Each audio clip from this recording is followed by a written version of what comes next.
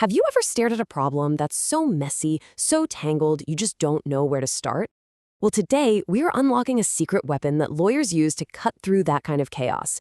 And we're going to use it to solve a really fascinating puzzle about a promise, a king, and a party that never happened.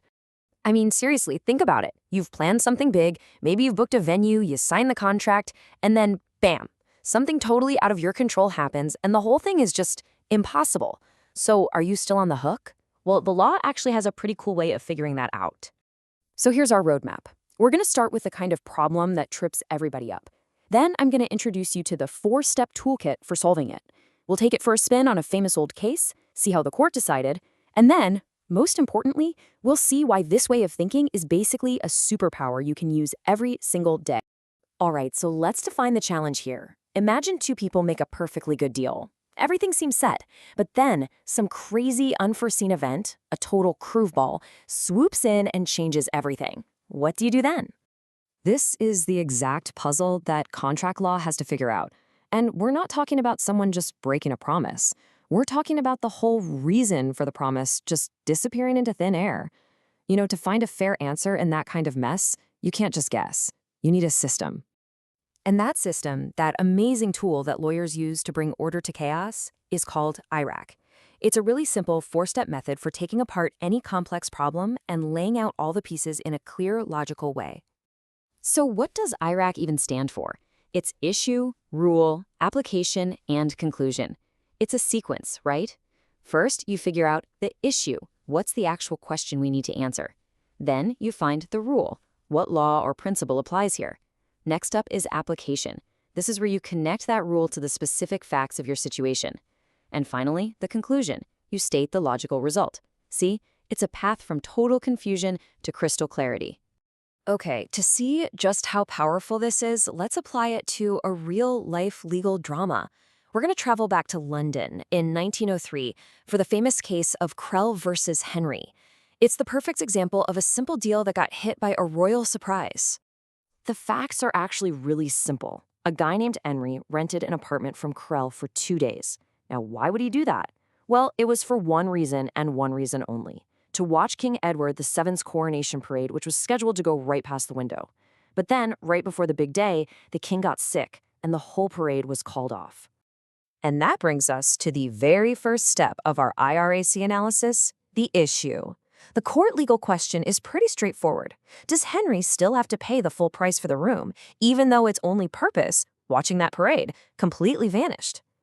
Okay, we've got our issue, so now we move on to the next couple of steps in our framework: finding the right rule and then applying it to the facts. This is really the heart of the analysis. It's where the real detective work happens. The legal rule that's in play here is a really powerful idea called contractual frustration. You can think of it as a kind of legal escape hatch. It basically says that if some unforeseen event happens and it's nobody's fault and it makes the contract either impossible or totally pointless, then the contract can just be dissolved. Now, this doctrine isn't some free-for-all. It's built on really specific foundations or pillars. So, for example, a contract could be frustrated by absolute impossibility, like if the concert hall you booked burns down, or by supervening illegality, if the government suddenly makes the event illegal. But for our case, the one that really matters is futility. That's when you can still do what you promised, but the whole point is gone. So for our coronation case, 3 of those pillars just don't really fit. I mean, it wasn't impossible to rent the room. It wasn't illegal. The crucial pillar here is that last one, futility, or as lawyers sometimes call it, frustration of purpose. And this is the application step in action. This is where we connect the dots. We take our rule, that pillar of futility, and we apply it directly to our facts. Was the parade the whole reason for the contract? Absolutely. Without the parade, did the rental have any purpose at all? Nope. I mean, sure, Henry could still go sit in the empty room, but it would be completely pointless. The core purpose was frustrated. So we've got our issue, we've got our rule, we've done our application.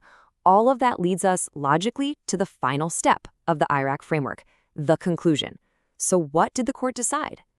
The court's conclusion was crystal clear. The contract was in fact frustrated because the parade was canceled. And because of that, Henry was excused from his obligation to pay the rest of the rent for the room. The purpose was gone, so the contract was gone too. The court looked past the simple words on the page and saw the reality of the situation. The judge basically said that the parade wasn't just some minor detail. It was the entire foundation of the agreement.